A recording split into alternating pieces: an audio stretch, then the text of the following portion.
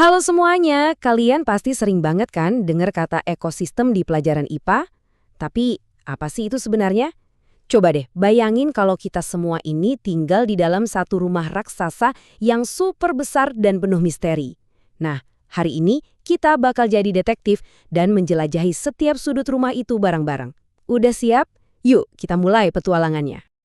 Oke, pertama-tama kita kenalan dulu sama salah satu penghuni rumah ini. Dengerin baik-baik ya teka-tekinya. Aku tinggalnya di air. Napasku pakai insang, terus badanku penuh sisik. Ayo, ada yang bisa nebak nggak siapa aku? Keren. Lanjut ke penghuni kedua ya. Yang ini beda lagi tempat tinggalnya. Rumahku itu di bawah tanah. Dan pekerjaanku membantu menyuburkan tanah. Nah loh, kalau yang ini siapa coba? Yap, bener banget. Jawabannya adalah ikan dan cacing tanah. Nah, mereka berdua bareng miliaran makhluk hidup lainnya, dari yang sekecil kuman sampai sebesar paus biru, itu semua tetangga kita loh. Mereka tinggal di dalam satu rumah raksasa yang kita sebut ekosistem. Oke, sekarang kita sudah tahu nama rumahnya. Yuk kita masuk lebih dalam lagi buat lihat sebenarnya isi rumah raksasa ini tuh apa aja sih? Kita bongkar rahasianya. Jadi, apa itu ekosistem? Gampangnya gini, ekosistem itu semuanya tentang hubungan. Bukan cuma hubungan kamu sama teman-temanmu, tapi juga hubungan antara makhluk hidup sama lingkungan yang nggak hidup. Kayak kita nih, kita butuh teman, tapi kita juga butuh banget udara buat napas dan air buat minum kan? Nah, kata kuncinya itu hubungan timbal balik. Semua saling butuh. Terus, siapa aja sih yang tinggal di dalam rumah besar ini? Kita kenalan yuk sama dua geng besar penghuninya. Nah, ini dia dua kelompok utamanya. Ada yang namanya komponen biotik, itu semua yang hidup. Pohon, bunga, kelinci, termasuk kita. Pokoknya bio itu artinya hidup. Terus ada juga komponen abiotik. A itu artinya tidak. Jadi abiotik itu yang tidak hidup. Contohnya matahari, awan, air. Gampang kan bedainnya? Biotik itu hidup, abiotik itu benda mati. Coba kita lihat yang biotik dulu. Ada 3 peran penting di sini. Pertama, produsen. Ini jagoannya, tumbuhan, karena mereka bisa masak makanan sendiri. Kedua, ada konsumen, kayak hewan dan kita yang tugasnya makan. Dan yang terakhir, tapi super penting, ada pengurai. Mereka ini tim kebersihan alam, kayak bakteri dan jamur yang mendaur ulang sisa-sisa makhluk hidup. Keren banget. Sekarang kita lihat yang abiotik. Anggap aja ini semua fasilitas yang ada di rumah kita. Ada cahaya matahari sebagai sumber energi, ada udara, air, dan tanah. Mereka emang nggak hidup, tapi coba bayangin deh, tanpa fasilitas ini, nggak ada satupun penghuni biotik yang bisa bertahan hidup. Oke, sekarang kita mau lihat nih, seberapa besar sih rumah kita ini. Kita bakal coba zoom out, mulai dari yang paling kecil sampai yang paling luas banget. Siap-siap ya? Kita mulai dari skala terkecil, individu. Individu itu artinya satu makhluk hidup tunggal. Coba deh bayangin, seekor kupu-kupu yang cantik ini, dia lagi sendirian, hinggap di atas bunga. Nah, dia itu satu individu. Sekarang kita zoom out dikit. Ternyata kupu-kupunya nggak sendirian. Dia punya banyak teman yang sejenis. Nah, kalau ada sekumpulan kupu-kupu kayak gini di satu tempat, namanya adalah populasi. Jadi, populasi itu kumpulan individu yang sejenis. Zoom out lagi, lebih jauh. Di taman itu kan, nggak cuma ada populasi kupu-kupu, ada juga populasi bunga-bunga, terus mungkin ada populasi semut yang lagi baris berbaris di bawah.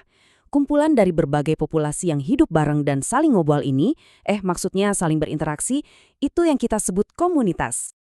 Lanjut ya. Sekarang, coba kita gabungin komunitas tadi, si kupu-kupu, bunga, dan semut, sama lingkungan abiotiknya. Kita tambahin tanah, udara sejuk, air, dan cahaya matahari. Nah, pas semuanya udah ngumpul jadi satu, antara yang hidup dan gak hidup, barulah ini kita sebut sebagai ekosistem. Dan ini dia zoom out terakhir kita, level paling puncak. Kalau semua ekosistem di planet bumi ini kita gabungin, dari dasar samudra yang paling dalam sampai puncak gunung Everest, semuanya jadi satu. Itulah yang namanya biosfer. Jadi seluruh planet bumi ini adalah satu rumah raksasa kita bersama. Wah, ternyata rumah kita besar banget ya. Nah, di rumah sebesar ini ada satu peraturan paling utama yang gak boleh dilanggar. Semua penghuninya itu saling terhubung, semuanya saling bergantung satu sama lain. Coba kita lihat contohnya. Tumbuhan kelihatannya mandiri banget ya, bisa bikin makanan sendiri.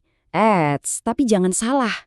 Dia itu bergantung banget sama komponen abiotik. Dia butuh cahaya matahari, butuh karbon dioksida dari udara, plus air dan nutrisi dari tanah cuma buat masak. Tanpa fasilitas dari lingkungan, dia nggak bisa hidup. Terus gimana sama hewan kayak rusa ini? Jelas dia butuh tumbuhan yang biotik buat jadi makan siangnya. Tapi dia juga butuh banget yang abiotik kan? Udara buat napas, air buat minum, dan tempat buat berteduh. Tuh kan, kelihatan banget semuanya itu terhubung dalam satu jaring-jaring kehidupan yang rumit. Dan ini nih bagian yang paling keren menurut saya, peran si pengurai. Jadi, kalau ada tumbuhan atau hewan yang mati, para jamur dan bakteri ini langsung beraksi.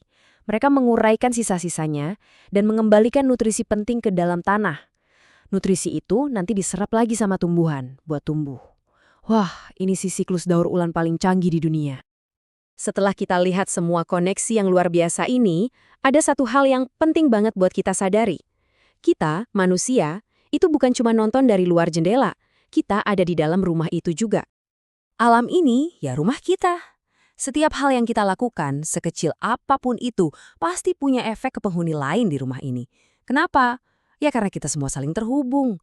Jadi, menjaga ekosistem itu artinya ya sama aja kayak kita lagi beres-beres dan merawat rumah kita sendiri.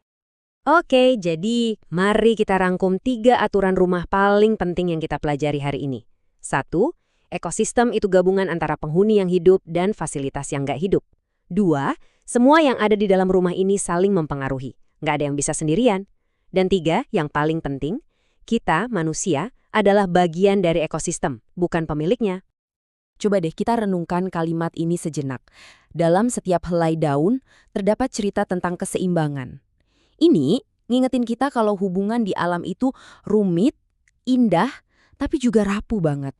Nah, sebagai penutup, saya mau kasih satu pertanyaan buat kita pikirkan bareng-bareng. Setelah tahu semua ini, kira-kira apa ya hal paling sederhana yang bisa kita lakukan mulai hari ini juga buat ikut menjaga rumah besar kita? Mungkin sesederhana buang sampah pada tempatnya, atau ikut menanam satu pohon? Coba deh kalian pikirkan. Terima kasih ya sudah menyimak.